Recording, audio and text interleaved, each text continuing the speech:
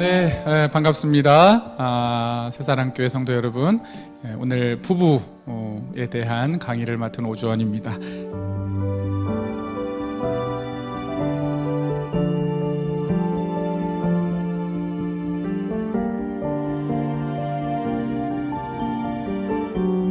통통한 부부로 강의 제목을 정했어요. 서로 통하는 이 부부 관계에 대한 이야기를 좀 할 텐데요. 결혼 사실 참 좋기도 하고 어렵기도 한 부부의 생활이 아닌가 싶습니다. 이제 결혼이다라고 하는 것에 대해서 성경적으로도 많이 정의하고 다양한 책에서는 여러 가지 이야기들을 많이 하죠. 여러분은 결혼이라는 것에 대해서 어떻게 생각하십니까? 또 우리가 부부다라고 하면 부부로 산다는 것은 어떤 의미가 있지? 어떤 것일까? 이게 저도 결혼 18년 차인데요. 지금도 여전히 고민이고 물론 좋아진 것 참 많이 있지만 또 살다 보니까 또 해결되지 않는 문제들도 있고 부부로 산다는 것이 홀로 가는 길보다는 여러 가지 내가 알아야 될 것도 배워야 할 것도 많구나 하는 생각들을 해보게 됩니다. 이기복 교수는 결혼은 서로 돕는 헬퍼가 되는 것이다, 서로 하나가 되는 것이다, 또 함께 듀엣 함께 걸어가는 듀엣을 만들어가는 과정이다라고 이렇게 이야기도 하고요. 자, 그래도 우리는 이제 결혼 전에 나로 살죠. 나로 살다가 우리는 우리라는 이 생활로 들어가게 되는데요. 우리 민족성이 아무리 우리 정체성이 강하다고 해도 이제 나라는 이 사람의 기본적인 중심성, 사실은 우리가 아무리 타인 중심적이고 환경 중심적인 사람이라고 해도 인간의 가장 근원적 욕구 속에는 자기 중심성이 매우 강합니다. 우리가 이제 우리로 살아간다는 것이 그렇게 참 어렵다라고 하는 이제 몇 가지 전제들 좀 생각해 보면, 사실 우리가 사회적 관계에서는 사실 우리가 별로 크게 문제시 되는 것들이 갈등 요인이 그렇게 많지는 않죠. 사회적 관계, 일터에서의 관계, 또 내지는 그렇게 친하지 않은 관계, 이런 관계들, 약간 사회적인 우리는 흔히 말하는 페르소나 가면을 어느 정도 쓰고 그 사람들에게 대합니다. 화가 나면 화가 났다는 것을 어느 정도는 절제하고 표현하지 않고 나이스한 그런 그런 것들을 많이 보여줄 수 있는 게 사회적 관계죠. 그러나 이제 부부 관계, 부모 자녀 관계, 이 체계, 부부 체계, 부모 자녀 체계, 이런 체계의 관계를 우리는 정서적 체계다라고 이렇게 얘기하죠. 그래서 우리가 이제 많은 가족 이론들은 체계 이론들이라고 봅니다. 그래서 이 체계들의 기능들, 역동들, 이런 것들에 의해서 갈등도 순기능도 이렇게 있다라고 보여지는 거죠. 그래서 이 부부라는 것이 마치 두 얼굴을 가지고 있는 관계예요. 하나는 부부 관계가 잘 되면 정말 자신 안에 내면에 결핍된 것들, 외적인 결핍들이 잘 보충되어지고 충족되어지는가 하면, 부부로 살지만 다른 얼굴, 또 다른 면의 것들이 부부가 관계가 원만하지 않으면 오히려 결핍은 더 심화되고 더 커지는 그런 관계가 정서적 관계, 부부 관계라고 할 수 있죠. 이 정서적 관계에서는 원하는 것이 뚜렷해요. 원하는 것이 분명해요. 그래서 그러면서도 사회적 나이스한 가면적 나가 없기 때문에 예의, 예절, 매너, 교양, 이런 것보다는 직설적이고 가면이 없는 나이스하지 않는 내 오리지널의 이런 것들이 배우자에게 그대로 보여지기도 하는 것이 관계입니다. 그래서 너무 좋기도 하고 너무 힘들기도 하고, 이 두 얼굴을 가진 것이 부부관계다라고 보는 거죠. 제가 이제 만나는 한 가정은 그래요. 이 배우자에게 내가 소중하다라는 얘기를 너무 듣고 싶은데 이 배우자가 소중하다는 얘기를 하지 않는 거예요. 그래서 제가 이렇게 상담을 하면서 한번 이제 대화를 시켜보면 그런 단어에 원함이 있는데 이 남편이 그 얘기를 안 해주니까 자, 문장 속에 형용사를 넣어서 해보죠. 어떤 형용사를 넣어 보시겠습니까? 라고 했더니 꼭 필요한 뭐 이런 단어를 썼어요. 그러니까 아내는 싫다, 서운하다, 답답하고 짜증이 난다. 나는 저 단어가 필요한 게 아니다. 나는 소중하고 함께하고 싶고 영원히 곁에 있고 싶은 이런 얘기를 듣고 싶다라고 하는 거죠. 그래서 이 부부 사이에서는 끊임없이 내가 바라는 것을 상대방에게 원할 수 있고 원하게 되는 그 과정에서 우리는 순기능적으로 반응하기도 때로는 내가 왜 그렇게? 라고 하면서 역기능으로 반응하기도 하죠. 대상관계라는 그 이론에서 관점으로 보면 인간의 3대 욕구가 있다고 하죠. 성욕, 식욕, 수면욕. 사실 우리가 태어나면서부터 이런 것들에 대한 강렬한 욕구들을 가지고 살죠. 그런데 여러분 한번 생각해 보세요. 성욕도요, 시간이 지나면 좀 떨어져요. 이렇게 결혼하고 신혼기 때에 비해서 또 40대, 50대, 60대 뭐 이렇게 가면서 성욕이 줄죠. 그리고 또 수면욕도 어르신들 잘 안 주무시잖아요. 이 수면욕도 많이 줄고, 그리고 식욕도 저도 이제 40대 중후반으로 가지만 과거보다 훨씬 더 먹는 재미가 많이 줄어요. 우리가 점점 이렇게 먹는 것들, 어르신들 말할 때 내가 입맛이 없어, 맛을 느껴지지가 잘 않아, 이런 말들을 많이 하시잖아요. 이게 줄어가는 거예요. 변화가 있죠. 근데 관계의 욕구는 태어나면서부터 죽을 때까지 강렬해요. 변하지 않는 거예요. 그래서 사람은 늘 실존적 외로움도 있지만 이 외로움의 감정과 늘 우리는 맞부딪히고 그것과 싸우고 해결하고 싶고 느끼고 싶지 않고 하는 것들을 우리는 많이 느끼게 되죠. 그래서 태어나면서부터 아이들은 엄마라는 강한 대상에 대한 욕구를 가지고 죽을 때도 그런 욕구를 가지고 눈을 감는다라고 보는 거죠. 그래서 이 마틴 부버라는 사람이 그런 얘기를 했어요. 우리가 실제로 부부 관계, 이 책의 관계에서는 나와 너의 관계가 될 수도 있고 나와 그것의 관계도 될 수 있다.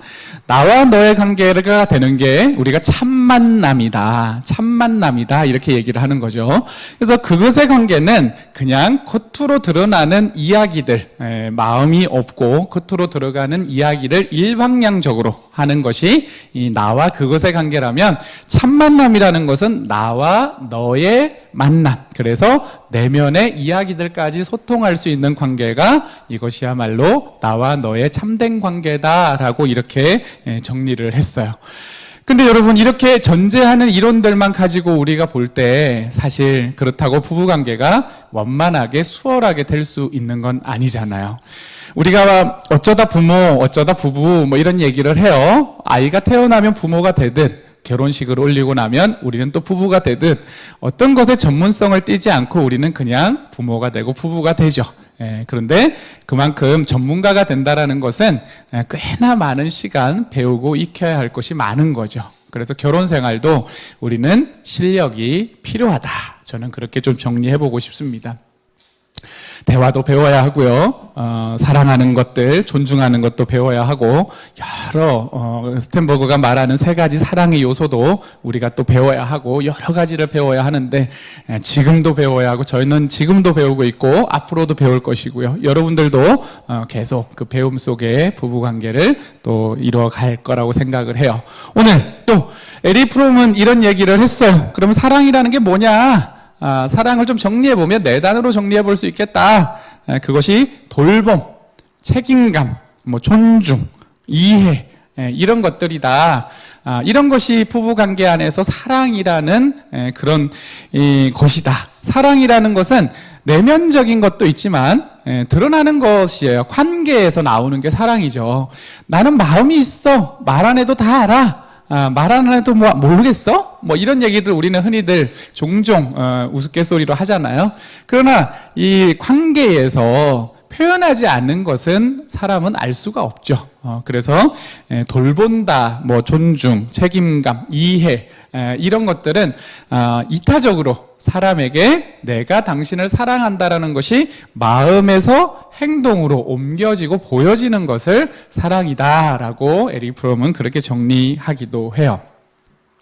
그래서 우리가 이제 부부관계에서 이런 성장하는 사랑, 이런 것들을 좀 해보자라고 하는 것이 이번 이 세션의 취지이기도 합니다. 자, 그러려면 어떻게 해야 할까라는 이야기를 여러분하고 좀 했으면 좋겠는데요. 하나는 태도에 대한 부분이고, 하나는 대화에 대한 가장 기본적인 이야기들을 좀 해보겠어요. 사람은 기본적으로 이런 관계의 욕구가 있다라고 이야기를 해요. 이것은 뭐 당연히 어떤 대상, 뭐 아이들에게도 그렇고요, 배우자에게도 그렇고, 부모에게도, 지인에게도 우리는 기본적으로 이 세 가지 욕구를 가지고 살아간다라고 이야기를 해요. 첫 번째가 뭐냐면 관계에서 이 사람이 나를 좀 알아줬으면 좋겠다. 나를 좀 알아줬으면 좋겠다. 너 오늘 예쁘구나. 네가 들어왔구나. 오늘 네가 내 옆에 있구나. 너가 이렇게 해주니까 참 고맙구나. 라고 하는 어떤 그 사람에 대해서 알아주면 좋겠다라고 하는 거죠. 코로나가 지금 많이 이제 진행되고 있어요. 이제 저희도 부부 상담이나 또 부부 교육의 장면에서 이렇게 부부들이 같이 스트레스를 받는 상황을 많이 겪고 있어요.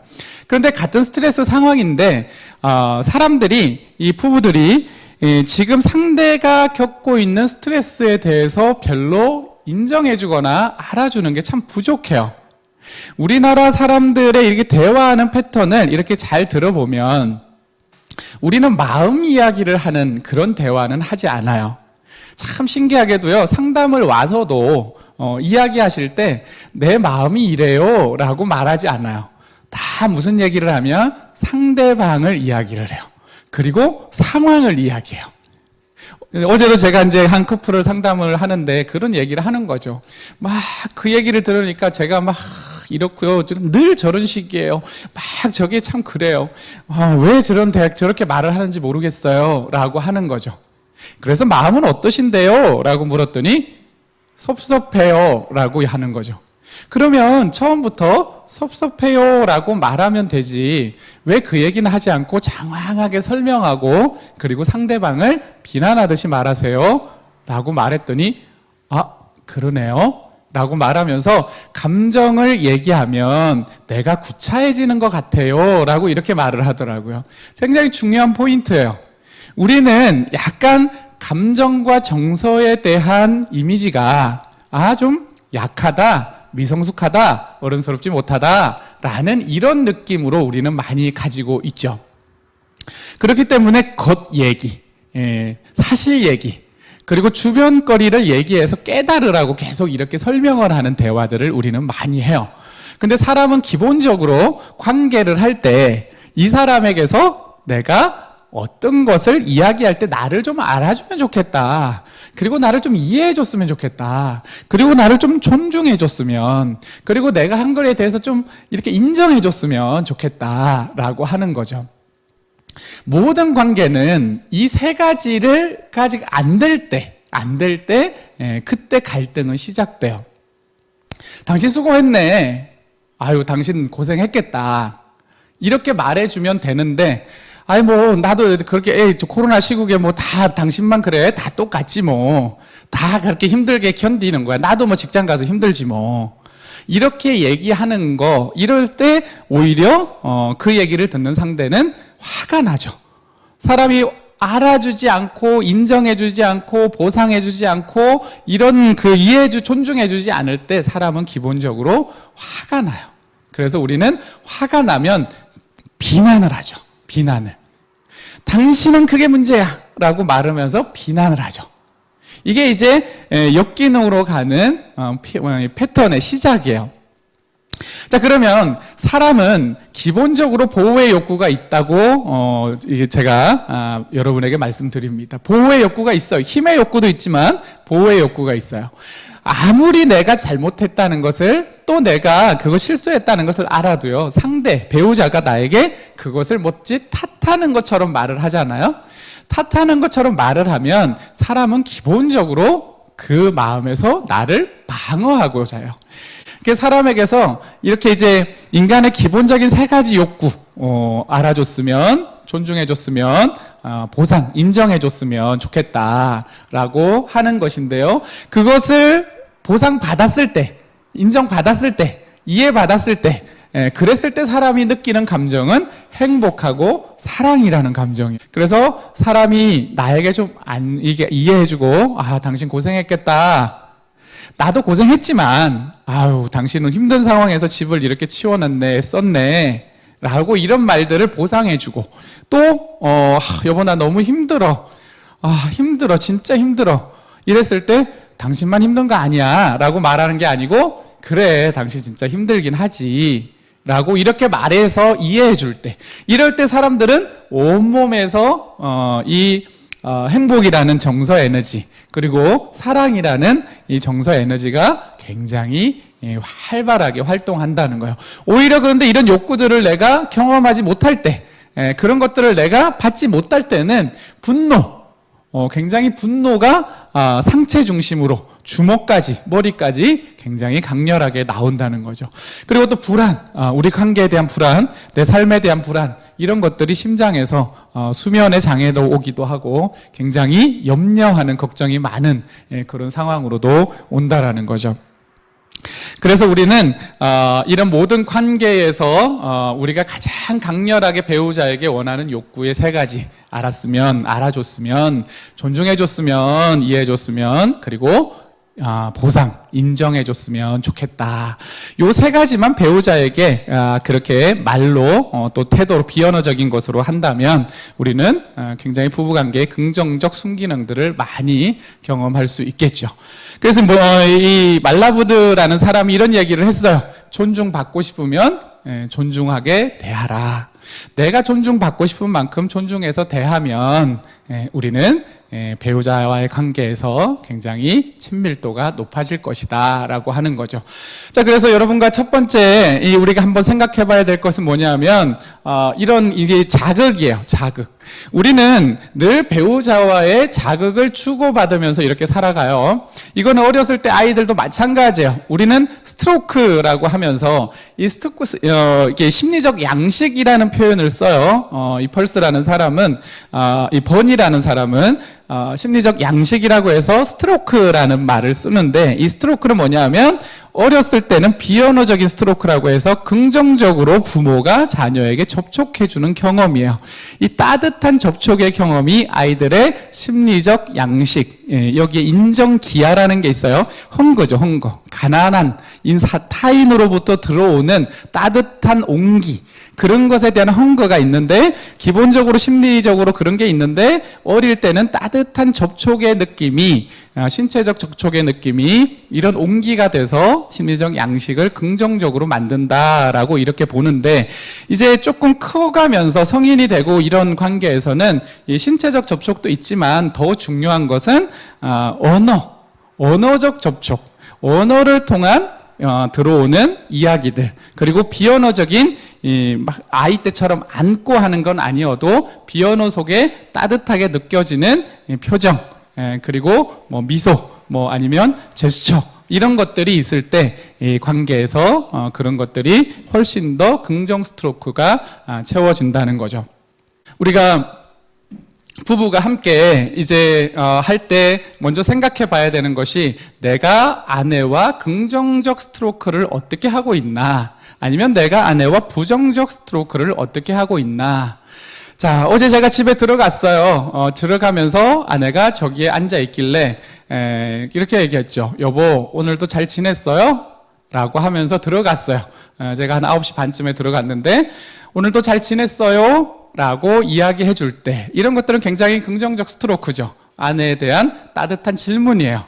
자, 그런데 또 제가 며칠 전에는 한번 이렇게 들어가는데 아내가 뭘 하고 있는데 문 앞으로 나오지 않는 거죠. 그래서 내가 이렇게 고생하고 왔는데 왜 나와보지도 않아? 내가 그렇게 당신한테는 별거 아니야? 라고 이렇게 말을 했더니 갑자기 아내가 짜증을 확 내면서 그렇게 말하면 내가 뭐 집에서 노는 줄 알아? 라고 이렇게 말하면서 바로 대응을 하더라고요. 그래서 이것 외에도 우리가 긍정적으로 스트로크를 할 수 있는 언어적, 비언어적인 게 뭘까? 여러 가지가 있겠죠. 아내가 말을 할 때 그 말을 끊지 않고 끝까지 듣는 것.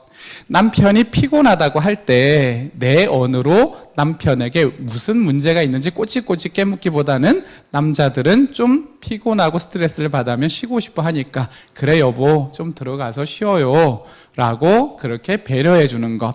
또 내지는 아내가 원하는 것이 있다면 그런 것들을 보고 여보 내가 이거를 좀 치워줄까? 라고 하면서 아내가 해야 할 것들을 대신 남편이 움직여 준다거나, 또 반대로 남편이 자기 전에 여성들에게는 이 촉각, 이게 굉장히 남자들에 비해서 굉장히 민감한 부분이에요. 그럴 때 아내에게 토닥토닥 해주면서 여보 오늘도 수고했어요 잘 자 라고 말해준다거나, 이런 것들이 다 긍정적 스트로크죠. 우리가 부부관계를 한다라는 것은 가장 기본적으로 기술 이전에 태도에서부터 어떻게 부부가 대화를, 몸의 대화, 비언어의 대화, 언어적 대화를 해가느냐, 이런 것들이 굉장히 중요한 거죠. 그래서 우리가 이 부정적 하수구처럼 배우자를 나 스트레스 받았으니까 집에 가서 막 아내한테 그걸 다, 남편에게 그걸 다 이렇게 쏟아내는 것이 아니라 배우자에게 긍정적 스트로크로 해야 할 것들이 뭐냐, 그런 것들을 우리가 계속 좀 살펴보는 것이 좋겠습니다. 상담을 하면 사실 이런 역동들, 이런 관계의 상호작용을 많이 잡아줘요. 그래서 아내가 말을 할 때 남편이 안 듣고 신문을 보고 또 핸드폰을 하는 것 때문에 아내가 너무 화가 나 있는, 대화가 안 된다고 온 그런 경우에는 눈을 마주보게 하기, 그리고 남편이 아내가 얘기할 때 남편이 고개를 끄덕이기, 이런 것들을 상담에서는 잡아줘요. 그래서 긍정적으로 스트로크를 할 수 있는 것들을 해보도록 하기, 이런 것을 해보는 것으로 관계는 아주 작은 변화지만 그 작은 태도의 변화가 부부관계에는 굉장히 큰 역할을 한다는 거죠.